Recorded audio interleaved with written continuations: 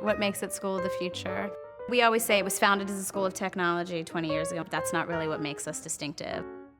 What makes us school of the future is that we really put our energy and our thoughts and planning into what are the critical thinking skills that our students need to be successful in this global economy, and that's a dynamic process. So our dedication here is about making our kids critical thinkers, making our kids develop their analysis skills, making them be more self-reliant and better community members.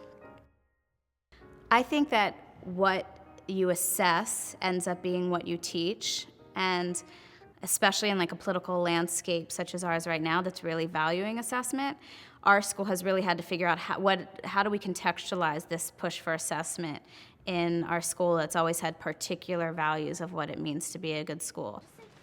When we think about authentic assessment, we're trying to figure out what our kids should be able to do and what kind of thinking they should be able to demonstrate. We want them to say when they're in a class, it's not just like you're learning science, you're learning how to think like a scientist, or you're not learning history, you're learning how to think like a historian. So it's really also learning like the discipline of thinking. There's a huge difference between thinking math and doing math. A difficulty that I deal with, a lot of kids still think that getting the right answer is enough. Like once you have the right answer, you've done all that could be asked of you in a math classroom. The difference is I want kids to think that there's more to a math class than just answers. Today, they were applying the slope formula to a set of stairs and seeing if they were in compliance with New York City building codes. Okay, this is the math. This is how the math connects to the real life, and that was my goal.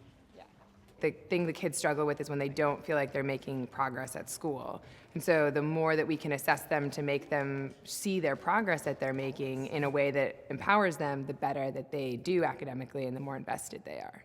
So that's what I go for, is that constant idea of investment through the assessment process. The relationship between the students and the teachers is very unique in that it's like a team where you both are striving to learn the truth about whatever subject you're learning about. And instead of other schools where sometimes it's like the teacher's just telling the student what to do and the student is just obeying, it's a very collaborative environment. I would say most certainly the teachers are more invested in the things that they do because it's theirs. You know, they have a lot of pride in their craftsmanship, a lot of pride in their craft that they definitely bring to the table, and I feel like it definitely allows them to express themselves better, making them stronger teachers. We're really looking at assessments to say we don't want to be diluted by, well, it looks great in the classes and the kids look like they're getting along and they're raising their hand and they look like they have a pen in their hand and they're saying things. And so we use assessments to really hold our feet to the fire to make sure that our kids are really making the progress that they need to make. You can really teach effectively because you're really thinking like, who is in front of me? What do you need? Which I think is the way that kids feel valued because they know that they're working on something that they need to work on and they appreciate you for it.